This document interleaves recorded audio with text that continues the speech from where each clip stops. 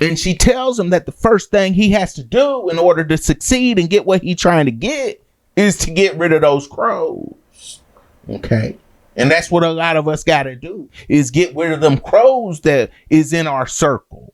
Okay. Okay. Man, listen to them. Even if they family members, sometimes you got to get rid of them too. You ain't got to get rid of them forever. I'm not saying get rid of them forever, but get rid of them while you trying to accomplish your goals. See, that's those times you got to be alone. Sometimes you got to just disappear from everybody. You got to just disappear from everybody because they just going to pull you down. Because they didn't realize their dreams. They gave up on their dreams, and they don't want to see you make it with your dream. Because if you make it with your dream, see, they look at you with envy now, and now you better than them, and they don't want to see you better than them. So if you make it and they don't make it, what does that say about them? See, this is how they see it. This is how the crows see it, right? Because everybody don't see it that way, but this is how the crows see it.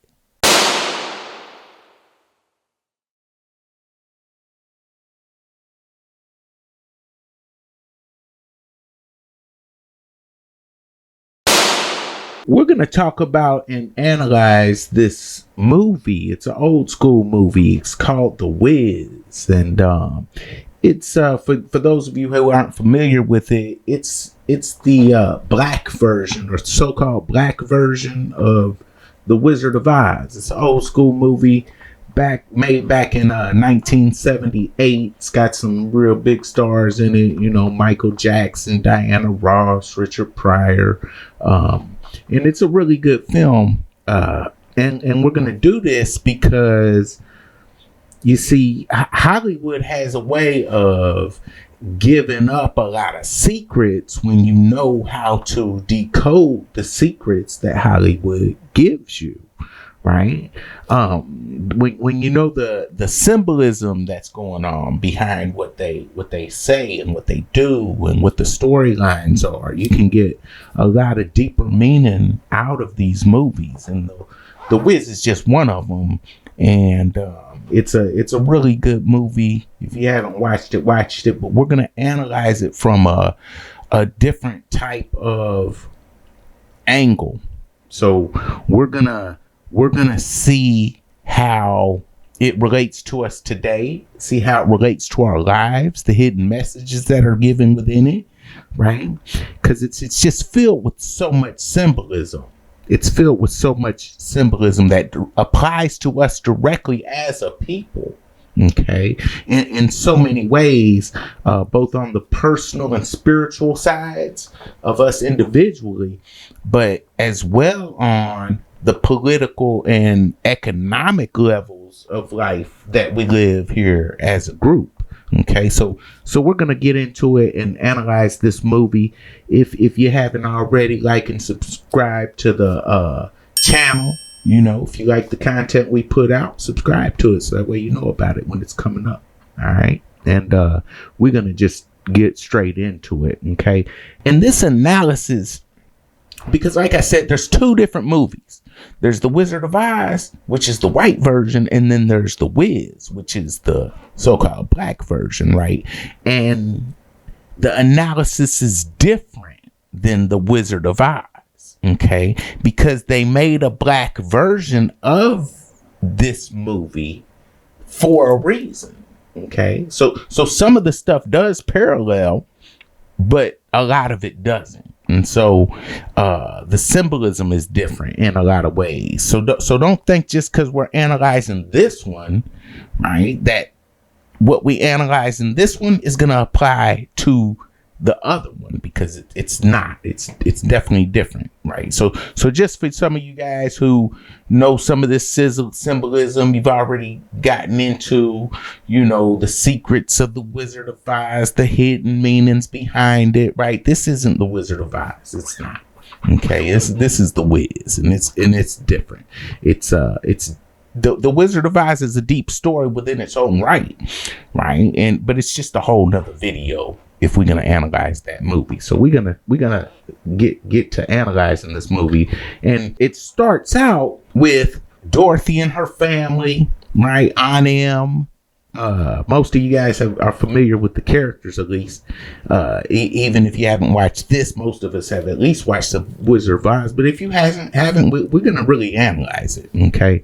So it starts out with her family, a big family get together with a big meal at her home. It's either Thanksgiving or Christmas. And everybody is happy and enjoying themselves and having fun, but Dorothy, she's not happy, right? And Dorothy, she's played by Diana Ross. She's not happy like the rest of them, right? And her Aunt Em is trying to help her find her way and help her with different things like a relationship, right? And getting her to switch from teaching grade school to high school because she's got this job offer, but she's really not interested in either one. And at the time she's playing this character, she's 24 years old, and Aunt Em is ready for Dorothy to get out of the house and make a life of her own, explore the world. She tells her she's never even been south of 125th Street, and Dorothy's just not trying to hear it, right? But then in the middle of this little argument that happens, it's not really an argument, but this discussion that happens after the big meal's over and everything, and they're cleaning up in the kitchen, the dog, her dog Toto, right? He just makes a dash for the door. Somehow he gets out and he just runs out of the apartment and or the house. He runs out and it's this big blizzard going on outside. He runs out. She runs out after him, trying to catch him. And as she's chasing after him in this big blizzard that's going on, right, she finally catches up to him. She picks him up. She's holding on to him, about ready to go. But then she sees this big whirlwind, right, that's coming down the street, and she's shocked. She stops, and the whirlwind comes straight up on her, and it just sweeps her up off her feet. So they show that part of the movie because she's in a place, she's in her home where everything's fine, but she doesn't really see it like that. She's got a transition of life that she's got to make, and she's not really ready to make it, and she's unhappy. She's not feeling good. She's indecisive, doesn't know what to do. She's not happy with her home, right? And truly everything is fine. There's nothing wrong, right? But she doesn't know that, okay? And that's what happens with us. That's what happens with us. See, our soul is fire. Okay, and our soul, what it ends up doing is it comes down to this earth and it incarnates inside of us. Okay, that's what our soul is. It's the true us that lives inside of us. Okay, and these bodies are more like avatar bodies. If any of you have seen the movie Avatar, it'll make a little bit of sense to you. But these bodies they're just temporary. It's like changing clothes for our souls. Okay, but we were already living in paradise, but we couldn't see it. So in order to appreciate our homes and in our eternal lives that we live, and eternal means you've always been here forever and there's never an end. Okay, so in order for us to appreciate who we are, the gods that we are, and where we're from, we have to leave home and experience another world. Okay, and so as this whirlwind took her away, in the same way that Elijah in the Bible, some of you are familiar with the story of Elijah, how he was taken up in a whirlwind in the Bible, in the same way that Dorothy was taken up in a whirlwind. Okay, Moses and Ezekiel also described the Spirit of God as a whirlwind. So we see Dorothy get swept up in the same way that the Bible describes that Elijah got swept up, right? And then the background changes as she's up in there, and Glenda, the Good Witch of the South, in her beauty and her splendor, is holding the whirlwind in her hand. Okay, she's floating in space and time in this whirlwind in her hand, like our true God holding us in her hand, and she's surrounded in space, nothing but dark space behind her, with stars and these angels surrounding her. Okay, and the good witch Glenda of the South, she represents our true God holding Dorothy in her hand in this whirlwind, and with love she blows her out of her hand, and Dorothy ends up flying through space and time in this whirlwind into another world, just like we do when we arrive to this world, leaving the heaven that we actually came from, right? That we were bored with and unhappy with, and we don't want to be there anymore. She ends up flying through space and time and ends up busting through this Oz sign. It's a big sign that says, it's lit up and it says Oz, right? There's a big circle and it has the Z in between it, okay? And she flies right through the middle of it, okay? Breaking the Z and going through the O. This is really like what happens with us when we arrive to this world, leaving heaven and coming into this world, okay? She busts through the I sign and lands in a sandbox in the park right next door to the projects. And the graffiti on the wall, there's graffiti everywhere on all the buildings. And the graffiti on the wall starts to come to life. After it comes to life and leaves the actual wall, all of this graffiti that was painted as children and people, they start running towards Dorothy, and she's all scared. They tell her, don't be afraid, and they inform Dorothy that when she crashed through the I sign, just like when we crashed through the circle, and it represents that circle, which is your mother's womb. Just like she crashed through the I sign with that Z in the middle of it, which represents that lightning, okay, that electricity, right? When that sperm penetrates the egg, there's this electrical shock that actually happens in that very moment, okay? So what I'm saying is that when you break through, that's the symbolism behind her breaking through that I sign into the new world. As she crashed through the sign and broke through it, and lands in this sandbox, right? She ends up killing the Wicked Witch of the East. Now, what that did was that ended up freeing or breaking the curse that the people who were spray painted on the wall as graffiti. It broke the curse that they had been put under. The Munchkins. It broke the curse that they had been put under, because she had turned them into graffiti because she had caught them spray painting the walls, right? Spray painting the walls of the buildings. And as her curse to them, she turned them into graffiti. And so when she dies, it breaks the curse, right? So she ends up meeting the Queen of the Munchkin, who comes down in this elevator, and the elevator's glittering gold. It goes all the way down. The Queen of the Munchkins comes out, and she lets her know that there's 3 remaining witches in Oz. There's Glenda, the good witch of the South, but she tells her that she's real hard to get to. And then there's her, who's the witch of the North, but she doesn't have much power. And then there's the witch that Dorothy killed when she entered Oz, right? The sign jumped on top, fell on top of her and killed her. And then there's also her sister of the one she killed, the Wicked Witch of the West, who's worse and mean and even uglier than the sister she killed, right? And the sister she killed, her name's Evermean, right? So she was the park director or the park department commissioner, right? She was mean, and they say she put the in ugly, and her sister, the Wicked Witch of the West, is even uglier and meaner than her. This is Eveline. So you got Eveline and Evermean, okay? So she cursed the Munchkins, turned them into graffiti, and by killing the witch, she broke the curse. So now the Munchkins can get back to their business, which was the numbers, right? So they're giving you a hint of astrology and numerology, what's going on with those numbers, right?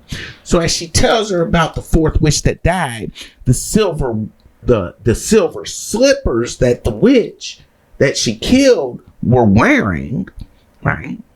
They came off of her feet and transferred over to Dorothy's feet.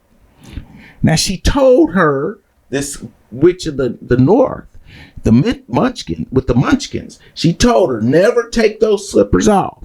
Now, when we think about the symbolism in this, where do shoes go? On your feet, right? So they transfer from the old witch's feet to Dorothy's feet. And what do we call the bottom of our feet? The soles of your feet. So these silver slippers in actuality represent your soul. Okay? They represent your soul. In the Wizard of Oz, Dorothy had on red slippers. But in the Wiz, she has on silver slippers, and there's a reason for that. Okay, so why? Because see, Dorothy in the Wizard of Oz was made of the earth, the blood, right? The actual earth. But Dorothy in the Wiz has silver slippers, like the color of the moon, silver like the moon. What is the ancient god of the moon's name? Sin. Okay. That's the name of the god of the moon, Sin. Okay. What do Christians say about sinning and sin? Okay. They say don't sin, right? Jesus represents the sun. Okay. Jesus actually is a sun god. It's just people don't know that. Okay. And the original goddess who we worship always and forever until the monotheism took over was the goddess of the moon.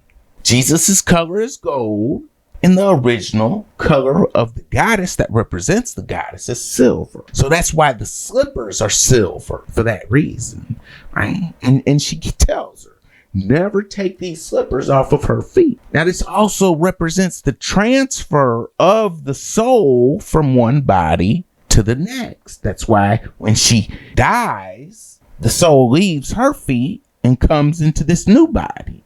Okay. So when the soul transfers, when the shoes transfer from the old witch to Dorothy, that represents your soul transferring to your new body. Okay. Your new body here on this new world called Oz. Right. But we don't call it Oz. We call it Earth. Okay. So that's the symbolism behind that. Okay.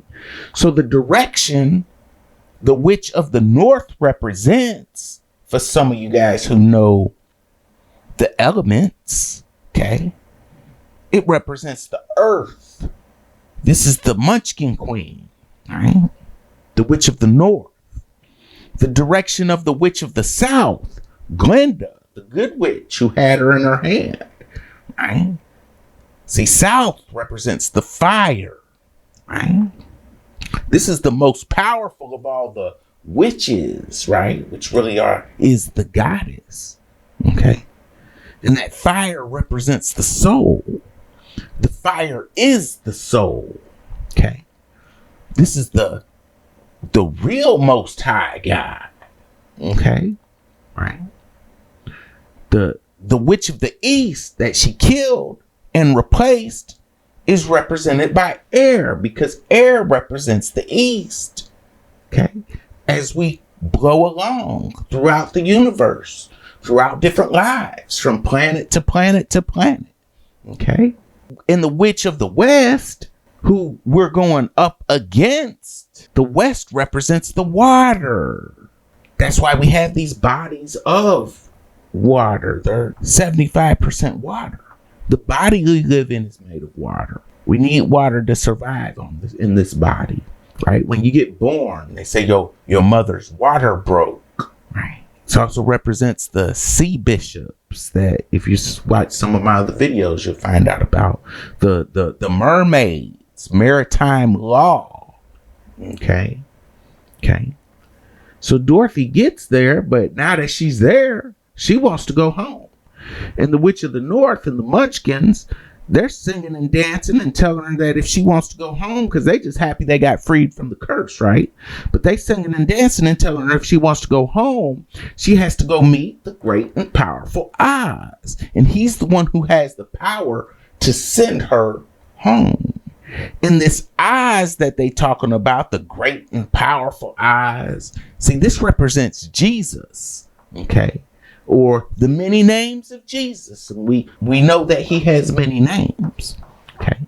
If you don't, I've done some videos about that too. But Oz, or Jesus, right? That's why it's called Oz. It has that Z in the middle, represents that lightning, like Zeus. Jesus, hail Zeus, right? He has the power to take you home. This is why they tell us that the only way to the Father is through the Son, because our real home is heaven, right? The place she's trying to get back to, which is represented as New York City, where she came from, right? But they're like I said, it's symbolism and representation. So they finished celebrating by singing about Oz and how great he is. And she said she wouldn't want to ask no favors from the Wicked Witch of the West, right? She's too mean, and plus she just finished killing her sister on accident, right? But the great and powerful Oz, he has the power to get her back home where she wants to go.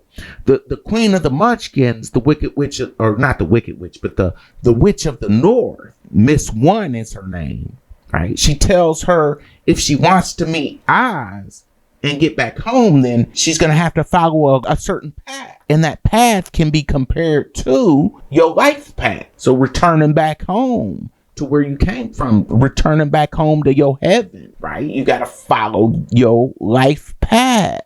And we all have that. We all have a life path that we got to follow if we want to go back home. But before she goes, she gives her a warning and says, whatever you do, don't take off those slippers for any reason until you get home. And we have that saying that says, don't sell your soul, no matter what. Now, she also says to watch out for the poison poppies.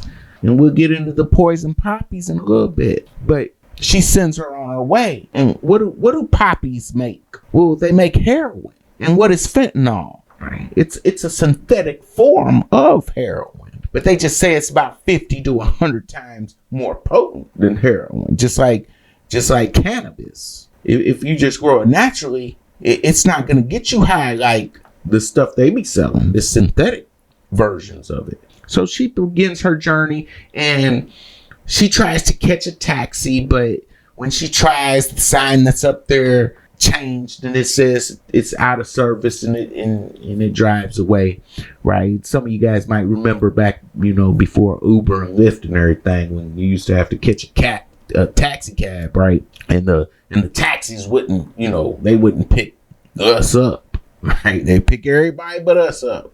They'll drive right past us, right? And so she has to get there the long way and the hard way to make it back home. She's not just going to jump in the taxi cab and get to Oz. It's not going to work like that for her. So night turns to day and she walks through the hood. Like I said, she landed in the park in the projects, right? Night turns to day. She's walking through the hood and all these abandoned, broke down buildings.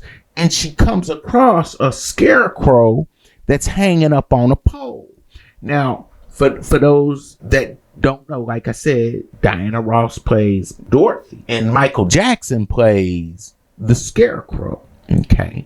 So she finds him hanging up on this pole surrounded by these crows, which are, they're really people, and they're not like doing these special effects or nothing. They just got a person dressed up like a crow with some feathers on his hands and some, a little beak and makeup and stuff, right? So it's not meant to be like a real crow by any means, right? But the crow, when we know the symbolism behind the crow is a super symbolic sign. In the movie, it represents so-called black people. It represents us. And the crow is characterized taunting the scarecrow in this scene. Okay. So the crows are sitting up there surrounded, by the scarecrow. He's supposed to be scaring them away, but the crows is just eating all the corn. And he's like, I hope y'all enjoying our breakfast. And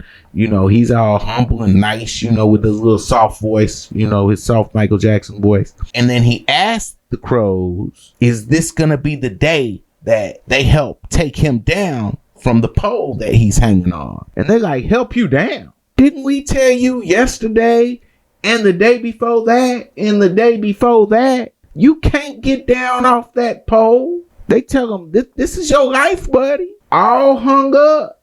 And they just bust out laughing, right? Because these some ignorant crows. these some ignorant crows in this movie, right? But he persists, saying that wouldn't it be just so great if he could just get down this one time and take a walk through his garden, and he's dreaming of walking, and they like, but you can't walk. You just a straw piece of bag of paper and straw. You big dummy. And then he concedes. He's like, yeah, you guys are right. You guys are right. I was just being selfish. Now, Dorothy's sitting up here watching this whole thing go on, but she's hidden behind this big pile of trash right behind. But she's just watching it all happen. And after he says, yeah, I was just being selfish, they agree and add that he's just being stupid as usual. Okay, so the symbolism behind what's going on right here is being stuck in life, in your life position, hanging on a pole. And you've got these crows that are surrounding you, telling you to just accept your place in life, accept your station. Okay, right? Stay stuck on that pole. And don't you dare be stupid and think you about to get down off of this pole. It's not happening. Okay, right? And these represent your friends. They represent your family, right? The ones who tell you, you bet not dream. There ain't no dreams. No, ain't nothing coming true, right? Don't step down off that pole, right? They're full of negativity and they hold us back. After he tries to convince the crows that they should help him get down, because he was reading this morning that as soon as he was reading this morning, right? Well, as soon as they hear him say reading, they all shake their heads, start grumbling. And then they're like, didn't we tell you reading is a waste of time? And he's like, but Bacon says, and they like, Bacon, over lightly, please. But he continues. He says, knowledge is power. And they just bust out laughing. Okay, they bust out laughing. He persists, and then he pulls out another little note, because he's just full of paper and garbage and stuff, right? Newspapers and stuff. He pulls out another little note, and he's like, and Cicero says, and one of them's like, Cicero, row your boat. But he continues, and he says, more men are noble by study than by nature. But they just bust out laughing at that too, right? And they crying on the ground, right? While they listening to him, right? So he tries again, saying especially appropriate for this situation. In other words, stuck on this here pole. Do not accept any situation, argue and explore, as he pulls out this quote made of his straw and paper body. They hear that and start busting out laughing again, right? Now, Dorothy, like I said, she's down there crouched up, hidden behind this big old heap of trash, watching the whole thing happen. And then one of the crows gets up and says,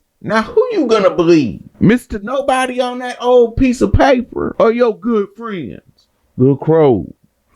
Then they all get up and they like, yeah, who have dedicated their lives to educating you. One of them says, sounds like to me, fellas, that old garbage guts here done forgot the crow commandment. And they all gang up and start approaching him. It's like 4 or 5 of them. He's all getting nervous and scared, because I guess they be abusing him, right? And he's like, I did not forget the crow commandments, please. Right? And then they like, well, run them by me then. And as they all surround him looking crazy at him and waiting for him to recite the crow commandments, he starts to recite the first one. And the first one is, thou shalt honor all crows. Now, the scarecrow's supposed to be the one scaring the crow, but the crows done flipped it on him and got him reciting the commandment that thou shalt honor all crows. right? And they like all in agreement. And they like, okay, come on, proceed, right? So he starts to say the second crow commandment. Thou shalt stop reading all bits of paper and literature. Then they're like, yeah, trash. And then they like, what's the most important one? And he's like, thou shalt never get down off of this here pole. Okay. And then all in unison, they like, you got it, Clyde. So when we look at the crow commandments and we look at the symbolism behind that, what else do we have? The commandments, right? Because the commandments come from religion. And see, that religion keep you in a box. It tell you, it was the Catholic Church and the Inquisition that started burning books. And if you watch the news recently, they're literally setting books on fire right now because they don't like certain things that the books say. They're like, we don't want that in the library, and they got all in the name of good. It's for the children. We gotta burn the book. I mean, it's a book, right? But they don't want you. It used to be against the church rules, when you know the history of the church, for you to read. It's the church who made the slave law that made it illegal for the slaves to read in the year 1830, when the church started taking over America, what today we call America. So after all this ordeal happens, then they like, and what about the crow anthem? He's like, I gotta sing that again. They like, you gotta regret it until you get it. They taunt him a couple more times, and he starts singing. He starts singing the crow anthem. And what's the crow anthem? You can't win, you can't break even, and you can't get out of the game. Okay, this is the crow anthem, right? So he's singing the song while the crows doing their little ignorant dance, the crow dance around him, right? And you know, this is Michael Jackson, so he's singing, right? They done made it into a whole song. You can't win, right? Right? He's singing. People be saying things that's gonna change. People be saying things that's gonna change, but they look like they just staying the same, right? They be saying things will get better, but it's just to ease your state of mind. These just some of the verses, right? You just sit back and smoke that smoke and drink that glass of wine, right? Because you can't win, you can't break even, and you can't get out of the game. Okay. You keep spending your little bit of money while somebody else rides for free. So he finishes the song, which is an analogy of your friends and your family members who's holding you back from getting down off that pole that you might be stuck on, right? Because there ain't one of us done been there before. We all done been there. We all been there, right? You stuck on that pole. You got all these crows surrounding you, telling you, well, you can't win, you can't do that, right? I mean, this will go. A lot of us go through this. Okay. So after he finishes singing the crow anthem, and they just bust out laughing at him again, right? Then Dorothy pops out. She done had enough, and she's like, "I'll help you down." Okay. And they can't believe it. Where'd she come from? And they start looking all at her real crazy, right? What's she doing here, right? She starts shooing them away. Then she helps take them down. He assures them while they watching this happen that this is just an experiment. Don't worry, right? Because he's still concerned about what they think, right? Like some of us do, right? We all concerned about what our friends and families gonna say about us chasing our dreams, no matter how big or small. Okay, right? And as soon as she untangles him from that pole, the first thing he does is fall down flat on his face. And as soon as he falls down flat on his face, what all the crows do? Start busting out laughing at him. Boy, they think that's so funny. They having a good time laughing at him as he fails in his first attempt to walk. Okay? Because that's what they do. Right? That's why they say surround yourself with the right people. Right? They don't say just be some lonely hermit. And there's times where you do need to be a lonely hermit. I'm not saying I'm not against that. Right? But there's also times where you need other people as well. But you don't need no crows. And I'm just using them as a representation because the crow is really a powerful, good creature. Right? But they bust out laughing as he fails at his first attempt to do what he's trying to do. Right? When you step out and walk on your own for the first time and you fall down, what do your friends and family who's all telling you shouldn't have got off that pole in the first place, what they say? And they wasn't going to help you down, right? Somebody else comes and helps you down and they see you fall on your face. They all just bust out laughing. I told you you couldn't do it. Right? Say favorite thing to do. Right? He sit up there and listens to him at first talking about, I knew this was a hopeless experiment, doomed for failure. But she encourages him. She comforts him. Right? And lets him know that he's just a product of negative thinking like a lot of us are. Right? We ain't heard nothing positive our whole life. Nothing but negative. So we believe all that garbage. Okay? Right? And she tells him that the first thing he has to do in order to succeed and get what he's trying to get is to get rid of those crows. Okay? And that's what a lot of us got to do is get rid of them crows that is in our circle. Okay? Okay. Man, listen to them. Even if they family members, sometimes you got to get rid of them too. You ain't got to get rid of them forever. I'm not saying get rid of them forever. But get rid of them while you trying to accomplish your goals. See, that's those times you got to be alone. Sometimes you got to just disappear from everybody. You got to just disappear from everybody because they just going to pull you down. Because they didn't realize their dreams. They gave up on their dreams. And they don't want to see you make it with your dream. Because if you make it with your dream, see, they look at you with envy now. And now you better than them. And they don't want to see you better than them. So if you make it and they don't make it, what does that say about them? See, this is how they see it. This is how the crows see it. Right? Because everybody don't see it that way. But this is how the crows see it. Okay. Okay. After she sees all them just continuing on, she sicks her dog on them and runs them off. And she starts chasing them down too. And they end up running all the way. Okay. Right. She comes back and tells them, you know, it's okay. They gone. We can go now. He just laying there flat. And she flips him over, helps lift him up. And he almost falls back down, but he catches himself on that same pole that he had been hanging on. Right. And then as he sees that he's done, he's able to stand up. Right. Holding on to that pole, just like a baby has to lift himself up and hold on to the table before he start rocking and stuff, before he really start walking. Right. He starts getting excited because he can see it. Now he can see it. It could happen. Okay. And he says it. He's like, I think this is going to happen this time. He starts walking around the pole, holding on to it. Okay. And then he sits down and he says, he's like, you mean to tell me this whole time the only thing standing between hanging up there on that pole and living it up down here was those crows?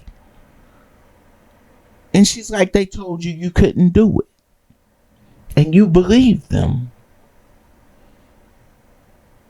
Then he's like, if I only had a brain, I would have figured that out a long time ago. And then she's like, well, there you go again with that negative thinking again. And tells him that, well, everybody got a brain. But he looks at her and takes off his hat to show her, right? And she looks shocked. And she says, garbage, right? Because all she can see is the garbage, right? Okay. And then he reads a quote. Ignorance, he pulls out these quotes all the time, right? From his little newspaper quotes and stuff. He's like, you know, ignorance is the night of the mind. Night without moon or star, right?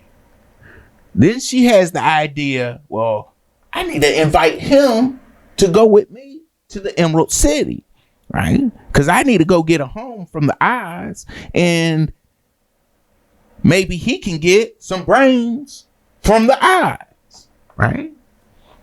They only have one problem. They don't know where the yellow brick road is that the Munchkin Queen told her she got to follow. And the taxi won't take them on the way you got to get on the highway and go there the fast way, right? She sees another taxi, tries to catch it, but they drive right on off. They're like, no, you're not getting in, okay? You're not taking the fast way, okay? And then the Scarecrow ends up finding another way, telling her they don't need them taxis no way, okay? And he's still crawling on the ground, right? But that's to let you know that you don't have to take the cab or the fast way in life to achieve your own dreams and get to the place you're trying to go and whatever destination you got in mind, because we all got different dreams and different paths and different destinations, and there's different ways to get to the destinations we got to go to. Some of us got similar dreams, some of us don't, right? But we all individuals. We all got our own fingerprint, our own thumbprint, okay? We all individuals. We all different. Every snowflake. We like snowflakes. We all different. Okay. There will never be another one of you. And there never has been one of you ever. See? You got to wrap your mind around that. While they be talking about equality all the time. Right? I did a whole long video about equality that you should go back and watch. It's a really good video. It's called The Trick of Equality. But we're not equal. Nobody's equal. Nobody's equal. No group is equal. We're all different. We all got different paths to follow. Okay. So the Scarecrow finds a couple little bricks and he's crawling still. And he's like, I think I'm finding these yellow bricks. Right. And the little couple yellow bricks turn into more gold bricks. Right. And then he starts to stand up. Right. And the scattered bricks lead them out the gates to the projects, right? They lead them out of the gates of the projects, right? She helps them stand up, right? And then they get to singing their little song, okay? Because it's a musical, okay? Right? He says, don't you carry nothing that might be a load. Come on, ease on down. Ease on down the road, okay? He gets up, starts walking, falls a couple more little times, gets back up. Before you know it, he's spinning around, starting to dance. He's still falling a little bit, stumbling, but he's getting it. He's getting it, right? He stumbles along the way, but they getting it. So they start easing on down the road, right? The road to their dreams, right? That's the symbolism behind it. First of all, you gotta have a dream. You can't get on the yellow brick road until you got a dream. Right? So you got to follow your path that leads you to your dreams. Right? See? And these dreams are the same dreams that the crows try to steal from you. Because they don't want you achieving your dreams. They done turn to these crows because they so jealous of anyone who can make it. It's like that crab in the bucket experiment. The crabs don't let you get. As soon as they see one crab getting out, they pull it right back down. They're like, we can't get out. You ain't getting out. No, nobody's getting out. Instead of letting them, they can't help each other get out. It's just that how it works. Okay. So you gotta put the right people around you. And if you ain't got no right people around you, you gotta wait until you do. Then don't be around nobody until you do. This ain't a permanent solution because you're gonna need people in your life, right? So a lot of people get that, but then they end up trying to be hermits forever. You can't be no hermit forever. We social creatures, right? We need that social aspect to our life, but there are times, just like with everything else, you got to distance yourself from people, but just not forever. See, because some of these guys have you talking about, you got to cut everybody off, and they right to an extent, but that don't mean cut everybody off forever. You see what I'm saying? You got to know when you walking past an opportunity or somebody who can help you get to where you trying to go, right? You got to be open to that as you are in your hermit stages, okay? Following your own yellow brick road, right? But after a while, they start easing down the road, right? They got the little song, ease on down the road. And they run into this abandoned theme park, And while walking down this old roller coaster, right, on the path that's the yellow brick road, they stop when they start hearing this noise. It's somebody asking for help. And they find the Tin Man. But he's stuck under this giant lady statue, okay, that he calls Teeny. Okay, but it's this big giant lady ceramic type statue, okay, that's dressed up kind of like this mammy. It's this mammy looking character, right? And he's telling them, hurry up, step right up, save a life, right? So he's laying there under this huge, big, giant mammy looking statue, and they both together push the statue off of him, and then they start trying to straighten his legs out because he's like stuck in this position. They pull his arms out, straighten his hands out, straighten him all the way out, right? And they telling him, you know, we ain't trying to hurt you, but he's like, I ain't got no feelings, no way, right? He says the genius that created him only took care of his dashing good looks, his razor sharp wit, and his irresistible attraction towards the wrong women. Okay. Now, who's that sound like in our communities? A lot of our men who out here playing that game, who's them players, right? Who end up in bad situations playing the different women, right? Dealing with the wrong women. Okay. Right. But then he says he forgot to add, as they finally yank him up, right? His creator forgot to give him a heart. Okay. And Dorothy can't believe, you know, what he's saying, because everybody got a heart. But he lets her know that everyone has one, but yours truly, right? She opens up the little door that goes to his chest, right? She opens this little door, and she's like, hello, and it's a big echo inside, hello, right? And he responds, he's like, nobody home in Soulville, right? Which is telling within itself, right? So he represents our players, right? Our pimps, right? Those men that we have in our society, in our community, right? Who's been through many women, right? But they heartless with it, right? But they lift him up, and he looks at the lady who was sitting on top of him, this big statue, right? And lets her know that he's free from her posterior prison. You hoking she-devil, right?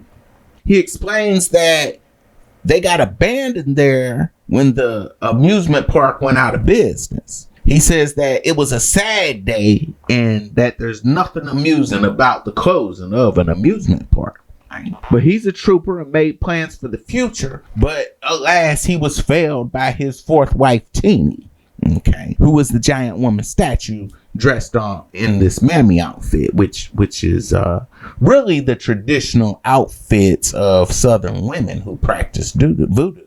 Right, you see a lot of women in Haiti wearing these outfits to this day. And he explains that he was crushed in his prime, right, by picking the wrong woman.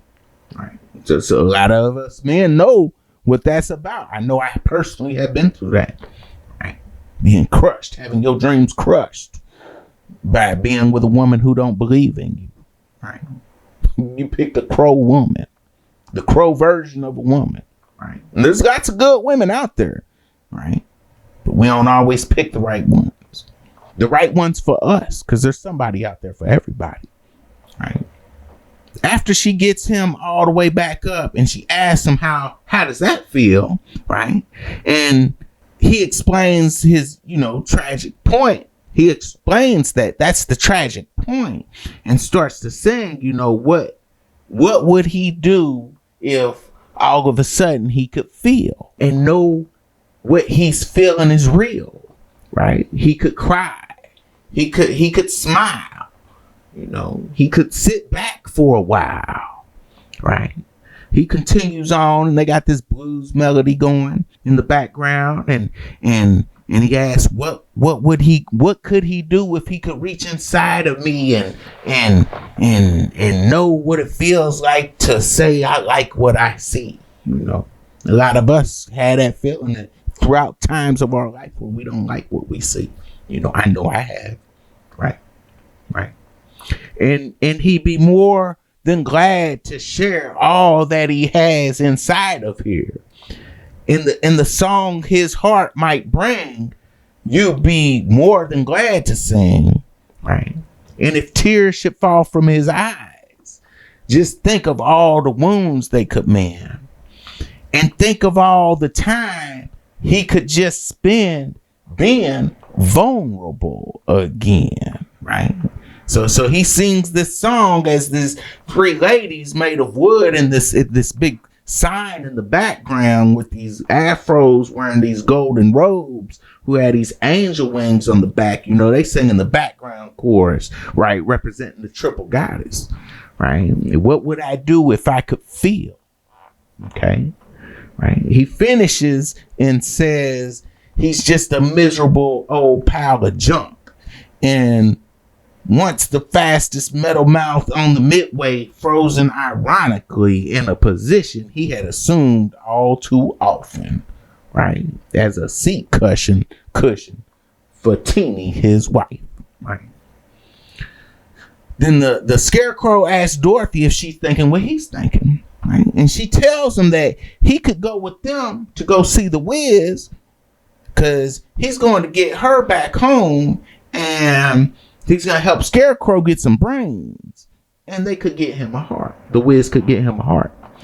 So he gets rusted out from crying and tells him, you know, from crying earlier over Teeny, right? But tells him to go find him some oil. They oil him up real quick. You know, they sing this, he sings this song, Slide Some Oil to Me. And, you know, it's a big little thing going on. And, after he gets all oiled up and ready to go, they finish their song, then they start heading and singing that they easing on down the road again, right?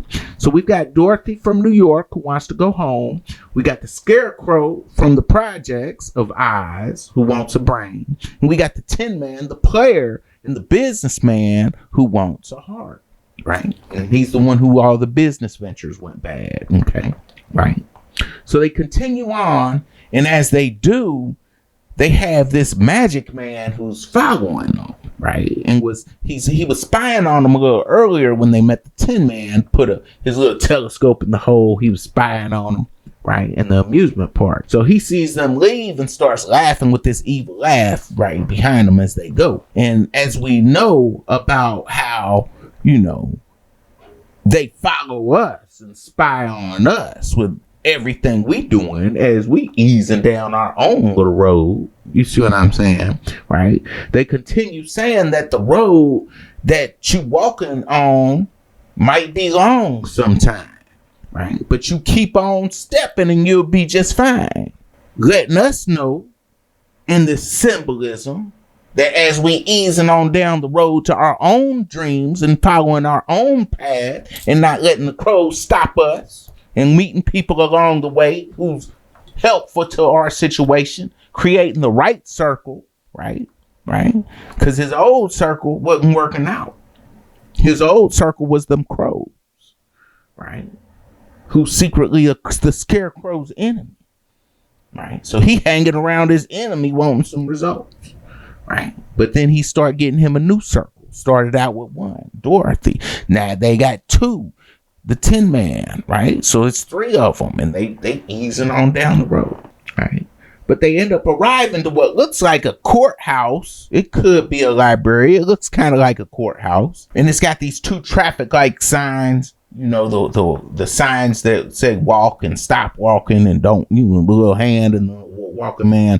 But these signs say don't ease. Okay. And as they're walking past this big library or this courthouse, okay, there's this statue of a lion that's on one side. And although it's a statue, the Tin Man stops the music. He's like, hold on, stop the music. Because he notices that the lion is checking them out. And he stops Dorothy And the Scarecrow, they stop. They're all confused because they like, the Scarecrow, like even a dummy a lion statue can't check you out. So they cautiously approach the statue, the Tin Man. He's touching on it with his cane, seeing if it's gonna move or something, right? And then Dorothy, they her and the Scarecrow get up there, and then they touch on it too. And as soon as they touch on it, then a real lion just busts out of the stone statue and starts growling, and he starts to sing his song, right? And he's like, say what you want, cause I'm here to stay, right? Cause he's a mean old lion, right? And they got the little trumpets in the background. You know how that 70s music, they used to have them trumpets in the background. Some of y'all know that old school, right? But he continues his song. You can go where you wanna, but don't get in my way, cause I'm a mean old lion, right? And all three of them, while he's singing, they fall into the ground. They watch him as he sings his song. He continues, right? You'll be standing in the draft if I don't hear you laugh. And he pulls out his mirror. He's looking at himself, running through his hair. Then he throws it back, behind him, breaking it. Continues his song. If you happen to come around, you better not make me frown, or I just might knock you down, cause I'm a mean old lion, right? And he jumps over a couple of these little stair guards, on the entrance up the stairs going into the courthouse, right? And then once he gets to the entrance, he starts strutting down, right? He's talking about, I'm ready to fight and turn your day into the night, because he's a mean old lion. And if you half bright, you'll detour to the right from a mean old lion. And all you strangers, you better beware, because this is the king of the jungle here. And if I happen to let you slide, don't just stand there. You better run and hide, right? You just happen to catch my better side, because I'm a mean old lion. Okay, right? He continues on. You better beware. The king of the jungle is here, right? And if I happen to let you slide, don't stand here running high. You just caught my better side, because I'm a mean old lion, right? And he's as he's singing this song, he over here, got his tail like it's a sword. He's whipping at the little Tin Man, everybody backing up scared, and then as he finishes his songs, he's like, how dare y'all touch my personage? And he calls the Scarecrow a dirty package of horse fodder, and tells the Tin Man, you better be gone, you old excited slot machine. But Toto, the little dog, he ain't scared of him, right? He runs up to him, he bites him on the foot. And when he does, the lion everybody was afraid of looks down, and then he falls, and then he's like, he bit my paw. And then he busts out crying. So they look at him with amazement, like, what's going on? The king of the jungle, or like the king of the cowards? He sticks his tongue out at him, right? And Dorothy chastises him and telling him he ought to be ashamed of himself, scaring everybody like that, because he's just a big old scaredy cat, right? So he ends up admitting that he can't scare nothing, right? He can't even scare the Scarecrow, a Tin Man, or a puppy, right? He lies on the ground in shame. Then he says, it's no wonder they threw me out of the jungle, because he's IOBK. And they like, what's that? What's that? They like, incapable of being king, right? And after hearing this, the Scarecrow rolls his eye, he walk away. But then he's like, wait, it's because I was exiled in disgrace.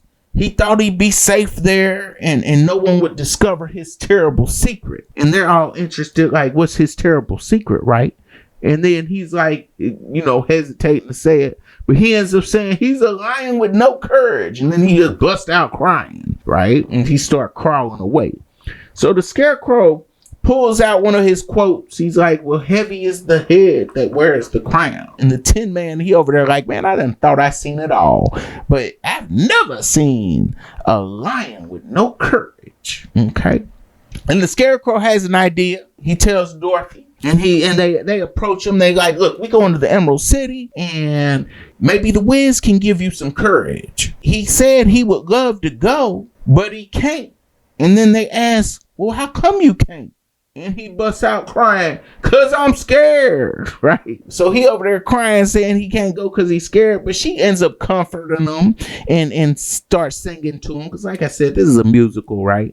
And you know, she sings the song. She's saying that, you know, there may be some times when you wish you was never born, right? And you wake up in one morning and you find all your courage is gone, right? But you know that feeling, it only lasts a little while. And then they continue singing their little ease on down the road song, right? And he gets up and they dancing on top of taxis now, and you know they ready to go, right? So they got another member of the clique now, right? So the signs end up changing from don't ease to ease. But again, they really talking about us because they talking about our soldiers. Okay, that's the symbolism of the lion with no courage. Okay, and he's sitting there as this frozen statue in time in front of this big building, looks like a courthouse. The courthouse that locks all of our men up and freezes our mean old lions in time. The soldiers who let them take us over, who's always scared to fight back. Now we ain't scared to fight each other, but we scared to fight anybody else. Right. And this is a condition of mind control. Right. The soldiers who turn the other cheek, like the Bible says, when it comes to the New Testament, when our oppressor sits up there and oppresses us, when the Old Testament says an eye for an eye, but the New Testament says turn the other cheek. See, because this religion is designed to keep you docile. It says obey your slave master, fear your slave master. So we're compared to the lion who acts like he's a mean old lion. When you turn on that music, boy, they'll kill you with the quickness on every single rap song. They murdering all kind of everybody on every single rap song. And I ain't saying that they won't really do it, because they will. Because some of them will. Some of them won't. But you don't hear them make no song about killing nobody else. I don't hear them make no song about killing their oppressor. I don't hear them saying no song about killing no police. I don't hear nothing like that. Right? We don't hear nothing like that. That's why they made Jesus white. Because you look at them like they God. And they know that. This psychological conditioning. And when you come up thinking it's like this from 3-4 years old, ever since you can learn something, this is the psychotic. That's why she like, you got nothing but garbage in your brain. Right? Right? So now our soldiers sit frozen in time as statues in front of the courthouse after being exiled from the jungle and losing our crowns. Right? Exiled from our own land. Okay? But they continue to go down these stairs, right? They continue. And they go into what looks like a subway station at first, right? The lion tells this story about his mama. We'd be so proud of him. Going to see Oz and saying she used to tell him Fleet. And they're like, Fleet? And he's like, yeah, that's my name. Fleetwood. Coupe de Ville, right? And they all laughing. And he's like, yeah, you know, my mama had high ideals, you know, right? You know, us so-called black people love them Cadillacs, right? We done moved to them foreigns now, but back at this time, you know, when them foreigns wasn't doing it. You had to have you a Cadillac back in the day, a nice Fleetwood Coupe de Ville. You was rolling. You know, some of us still like them old school, right?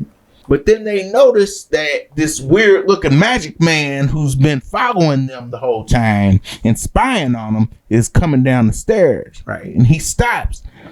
And he's got this little cart he's holding up with this stuff on top of it. And they got these little 2 devil looking like things that start dropping down. And they over there looking like, how is he making it do that? And you know, Tin Man's like, he's just got a motor. This is an illusion. This is a magic trick. But they keep on getting bigger and bigger and bigger. And the lion, he done had enough. He the first one to turn around and run. Right? And then the rest of them's right behind. And he goes up these stairs. He passes through this big gate. And keeps on going, But as the rest of them come, the gate ends up closing behind and locks on them, right? So they yell at him, yell out to him, Lion. He turns around and realizes they trapped. And at first he just covers his eyes and he looking, right? Because he's free. He done got away, right? But they trapped, right? So he got to make that decision. Do I go back and try to save the day, or do I just be scared, and run off because I'm free, right?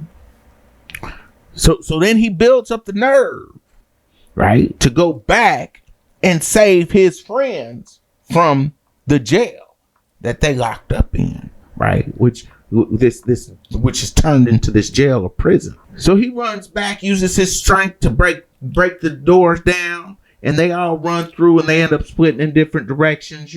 This subway is full of all these bars and what look like cages. It looks like a jail, and they're all trying to hide. But the reason it looks like a jail is because it's representing a jail. Okay, and what so many of us go through, having these people chase after us, trying to lock us up in jail. Right. But first, the Scarecrow gets attacked by the trash cans, and the trash can got these fangs on it. They done got his arm. They trying to eat his arms off. Right. Lion finds him, and he ends up pulling up the trash can, pulling the heads off of it, the top off of it. And then the Tin Man, he's hiding behind these pillars, and then got this electric box hanging over his head. And these little cables start coming down, and they connect to him. He's like getting electrocuted. Lion finds him, and he jumps up and punches down the box, breaks him free. They start running.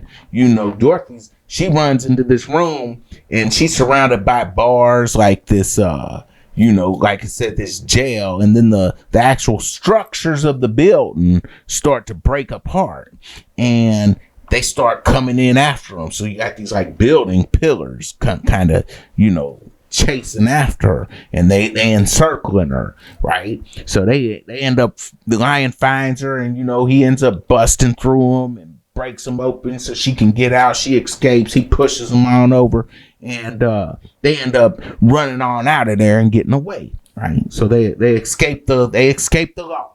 They escape the jails.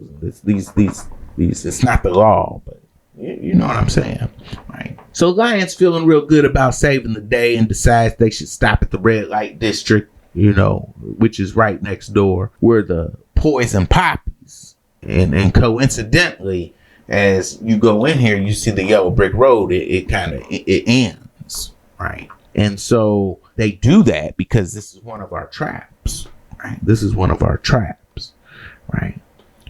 So Scarecrow feels like something's wrong, and he's like saying to the Tin Man, this is some type of setup, because they're going in this red light district and walking into this thing where they got all these women, dancing, these prostitutes. They dancing. They like, come on in. And the Lion's all happy, and he's like, yeah, come on in. Let's go party. Have us a good time, right?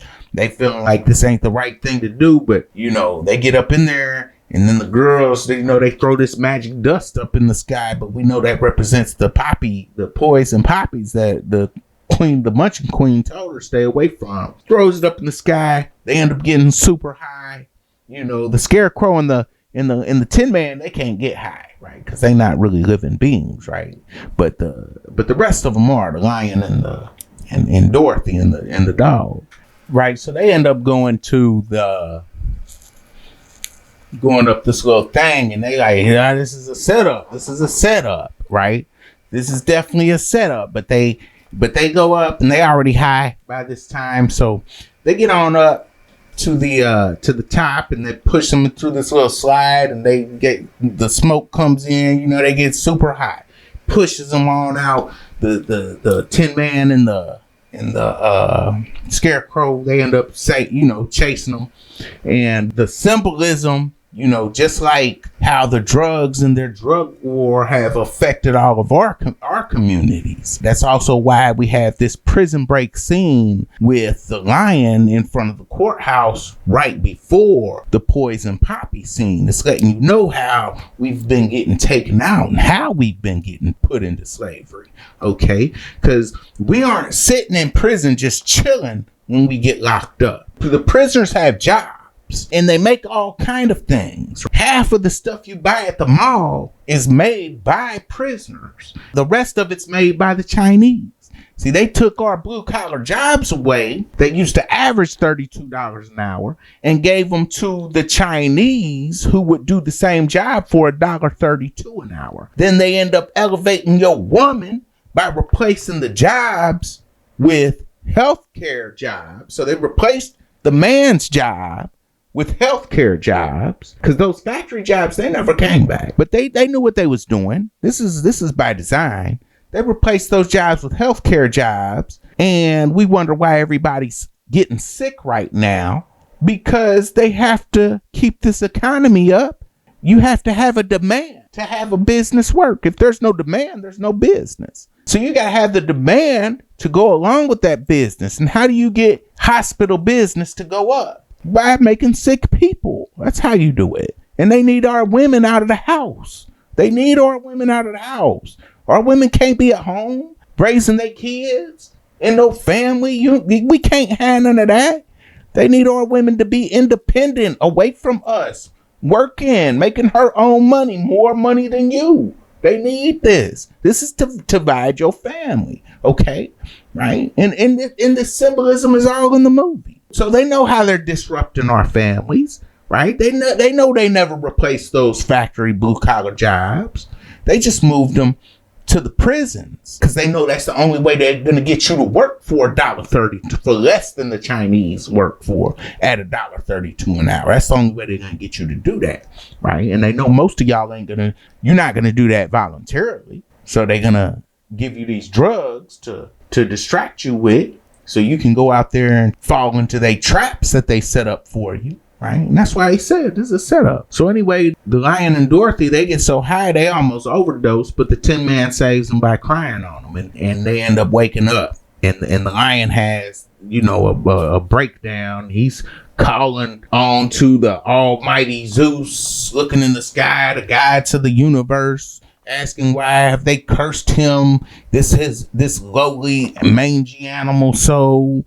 And once he was the king amongst kings, the ruler of the nation, he had waterfalls and butterflies and sparrows, and now he's just banished for a lack of courage, right? And he can't even protect his precious friends who had been so kind to him. So he was strong and brave in the subway, but then he just threw it all away as soon as he did that, just to be foolish and weak again, and led them into the jaws of death. And then he says it's time to just end it all. He's just like, forget it. I'm about to just jump off and kill myself. So he goes to the edge of the building, tries to jump off. They pull him back. They like, no, Lion, you can't kill yourself. They run and try to stop him.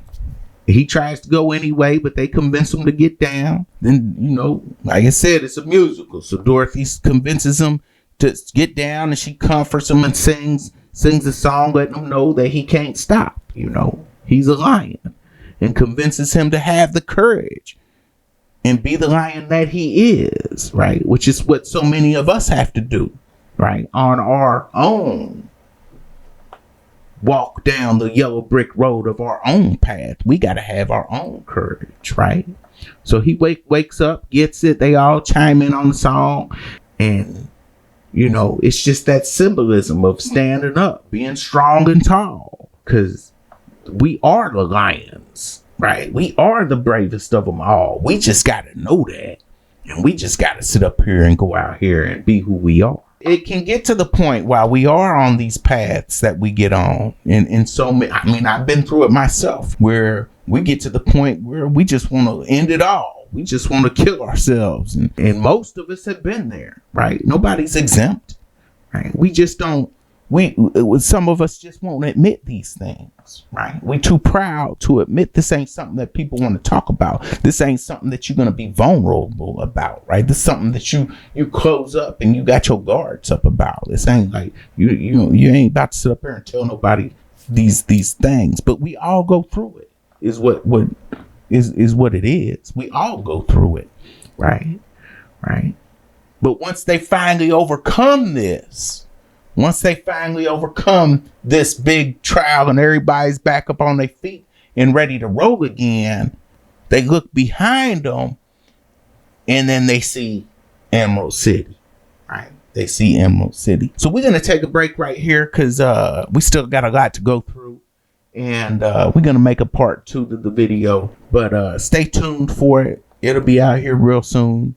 And like I said, let's just stay strong, be on our path, and keep on persevering and following our path and getting to where we gotta go. And that's why we'll pause here, because after we finally have survived all the traps and we've made it past all the things that are out to get us, and we've made it out of the prison, we survived the prison trap, we survived the drug trap, we survived the crows that be trying to tell us we can't make it in the first place. We survive all of this. We get rid of our circle of friends who's crows and replace them with real friends. Then we end up getting to where we trying to go, and we get through this journey, because that's what this movie is about. It's about you and your life path on so many different levels. But it's gonna get real deep on this next one. Like, it gets way deeper.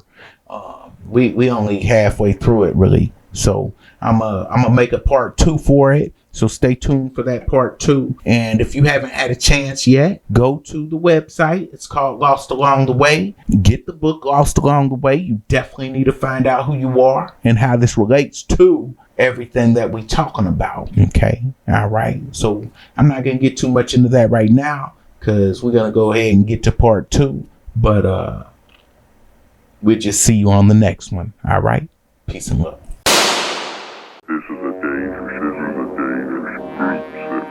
This is a dangerous groups that we're dealing with now.